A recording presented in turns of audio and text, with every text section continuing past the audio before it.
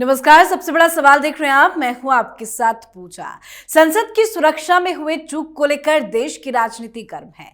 विपक्ष मोदी सरकार पर हमलावर है। राहुल गांधी ने भी सरकार पर निशाना साधा है। राहुल गांधी ने तो सुरक्षा चूक के कारण को बेरोजगारी और महंगाई से जोड़ दिया है।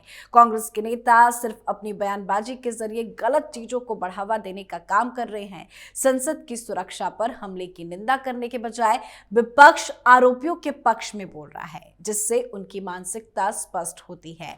पर सवाल यह है कि आखिर क्यों विपक्ष की तरफ से इतनी गंदी राजनीति की जा रही है? आखिर क्यों विपक्ष इस मामले को और ज्यादा बढ़ा रहा है? आज इसी पे चर्चा करेंगे। मेरे साथ स्टूडियो में मौजूद हैं कैपिटल टीवी के editor in chief doctor Manish Kumar. Doctor साहब, बहुत बहुत स्वागत है आपका। धन्यवाद। सुरक्षा चूक को लेकर विपक्ष क्यों राजनीति कर रहा है? देखिए, राहुल गांधी का जो बयान आया तो बड़ा अफसोस भी हुआ। वो कहते हैं कि भाई नीम के पेड़ के ऊपर कोई भी चीज चढ़ जाए, कितना भी मीठा फल उसका नेचर हो, लेकिन नीम से लिपट जाए तो वो क्या हो जाता है? कड़वा हो जाता है। राहुल गांधी ने कांग्रेस पार्टी को कहां लाकर के खड़ा कर दिया? जी। सवाल बहुत ही सिंपल सा है। राहुल गांधी ने किसके कहने पे ये बयान दिया? इतनी जल्दी बेरोजगारी महंगाई से आपने जोड़ दिया? इतना सिंपल है। 2 साल से कुछ लोग प्लानिंग कर रहे हैं, रेकी कर रहे हैं, ऑर्गेनाइजेशन चल रहा है, बाकायदा मीटिंग्स हो रही है। हवाई जहाज से मैसूर जा रहे हैं, चंडीगढ़ जा रहे हैं, गुड़गांव में मीटिंग हो रही है, दिल्ली में मीटिंग हो रही है। बेरोजगार हैं ये लोग। तो वैसे तो हम ये भी कह सकते भाई तुम भी बेरोजगार हो, क्यों नहीं बम मार देते हो अंदर? तुम भी तो कोई काम नहीं करते। ये क्या तरीका है? इतना सीरियस मसला है और आपने ये काम कर दिया। जरूर किसी ने कहा होगा, अदरवाइज कोई पलट करके पूछ दिया होता। इंदिरा गांधी को जो मारा गया किस लिए? बेरोजगारी, महंगाई। आपके पिता को बॉम्ब से उड़ा दिया गया। बेरोजगारी, महंगाई, किस चीज से, किस चीज के लिए? और जब आप सांसद थे और देश के अंदर एक कठपुतली प्राइम मिनिस्टर हुआ करता था जी। जिसका नाम मनमोहन सिंह, उसने क्या कहा था कि जो सबसे बड़ा खतरा इस देश को है वो अर्बन नक्सल से है, नक्सलियों से है। ये किसी ने तहकीकात की कि ये जो 5, 6, 7 लोग जो पकड़े जा रहे हैं उनका रिश्ता किससे है? या फिर आपकी ही नक्सलियों से रिश्तेदारी हो गई है? ये सवाल तो पूछना पड़ेगा, क्योंकि अब सवाल आपसे पूछा इसलिए भी जाना चाहिए क्योंकि आप तो प्रधानमंत्री बनना चाहते हैं देश के, और नक्सलियों के साथ, ये माओवादियों के साथ जिसकी दोस्ती होगी वो देश का प्रधानमंत्री तो कतई नहीं बनना चाहिए। वो देश को तो तबाह बर्बाद कर देगा। जिस जिस देश के ऊपर इन वामपंथियों का, ये नक्सलियों का, ये माओवादियों की नजर पड़ी है, सत्ता उनके हाथ में गया, वो देश बर्बाद हो गया है। राहुल गांधी को अभी तक ये इस बात का इल्म ही नहीं है, समझ में नहीं आ रहा है। तो भाई ये जो लोग हैं उसके बारे में राहुल गांधी ने कुछ किया? नहीं। क्यों नहीं? क्योंकि ये सब पकड़े जाएंगे। ये सब एक ही थाली के चट्टे बट्टे हैं। उससे राहुल गांधी का क्या लेना देना है? राहुल गांधी का बहुत सारा लेना देना है। राहुल गांधी की माताजी ने एक सुपर कैबिनेट बनाया था, कैबिनेट के ऊपर भी, जिसको एडवाइजरी कमेटी कहते थे। हाँ, सोनिया गांधी उसकी अध्यक्ष होती थी।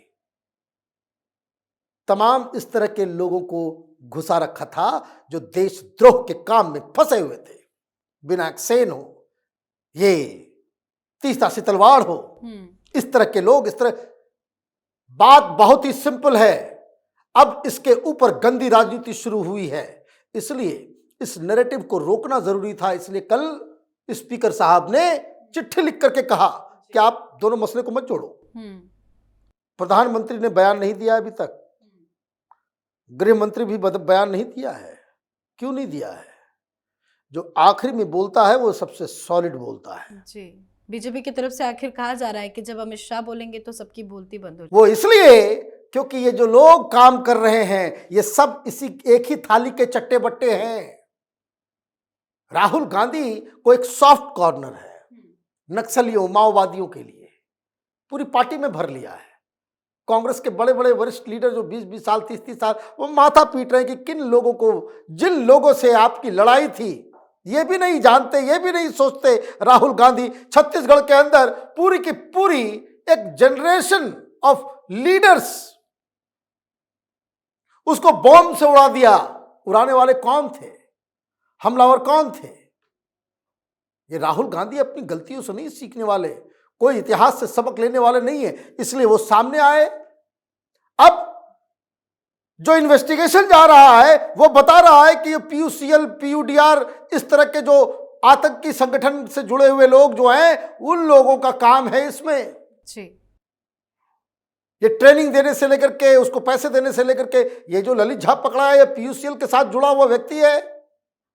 और आप कह रहे भाई बेरोजगारी और महंगाई, तो कोई बेरोजगार होगा तो ये उसको आजादी दे दी जाए कि कल सुप्रीम कोर्ट में घुस जाओ, चीफ जस्टिस का कॉलर पकड़ लो, चीफ जस्टिस के कोर्ट में जाकर के वहां पे बॉम्ब फोड़ दो, वहां पे जो है स्मोक बम चला दो, वहां पे जो है स्याही जो है फेंक दो चीफ जस्टिस के चेहरे पे। आप इसको अलाउ करेंगे? दिक्कत क्या है? राहुल गांधी की संगति खराब हो गई है। राहुल गांधी जिस तरह से आप देखिए कि ये लोग कौन है, ये पूरा सर्किल वहीं पे जा रहा है। जिस तरीके से भीमा कोरेगांव के अंदर ये अर्बन नक्सल्स पकड़े गए थे, प्रधानमंत्री मोदी का असैसिनेशन करने का प्लान ये लोग बना रहे थे और रंगे हाथ ये लोग पकड़े गए थे, सबूत मिले। इन लोगों के साथ कांग्रेस पार्टी का जो रिश्ता, जो नजदीकियां जो बढ़ रही है, जो चाइनीज एंगल सामने आया है, ये जो पाकिस्तानी ISI खालिस्तानी ये जो विदेश जाते हैं, ये इसी तरह के एलिमेंट्स के साथ तो हाथ पैर मिलाते हैं अपना। तो अभी आप देखिए जिस वो तमाम सांसद जिनका बैकग्राउंड इस तरह का संदिग्ध है कि जो वामपंथियों के, अभी देखिए कोई आ रहा है इसके ऊपर कोई बयान, अभी तक तो मैंने नहीं सुना। येचुरी का बयान सुना आपने? डी राजा का बयान सुना? नहीं, वेट कर रहे हैं। कांग्रेस को आगे करो, कांग्रेस को बोलना चाहिए, कांग्रेस को बोलना चाहिए। राहुल गांधी को कहा गया, वो आकर के मूर्खतापूर्वक जो है आपने बयान दे दिया। लेकिन कल जब ये मालूम चलेगा कि ये लोग कोई आम बेरोजगार नहीं है, भाई कैसे बेरोजगार है? वो नीलम बेरोजगार है, 5 साल से तो उसका वीडियो एक्टिविज्म का दिख रहा है, हवाई जहाज से यहां वहां जाना जाना, भाषण दे रही है लोगों के सामने, और वो कह रही है कि बहुत बड़ी क्रांति लेकर के आएंगे। क्रांति लाने वाले लोग बेरोजगार हैं, यही तो उनका रोजगार है। भाई हवाई जहाज से कैसे जा रहा है वो रिक्शा वाला? वो कह रहा है कि भाई इस देश को, भाई बताइए, आप ये कह रहे हैं कि भाई इस देश को एक बॉम्ब की जरूरत है। बॉम्ब से मतलब न्यूक्लियर बॉम्ब, कि खत्म कर दो देश को, खत्म करो।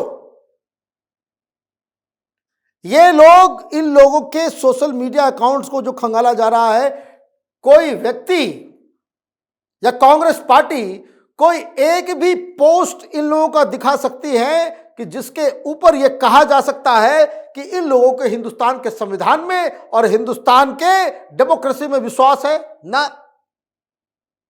Today all India needs is a bomb. गए थे सेल्फ इमुलेट करने के लिए, खुद को जलाने के लिए, जेल लगा रहे थे कि मैं ना जलूं, पार्लियामेंट को जला दूं।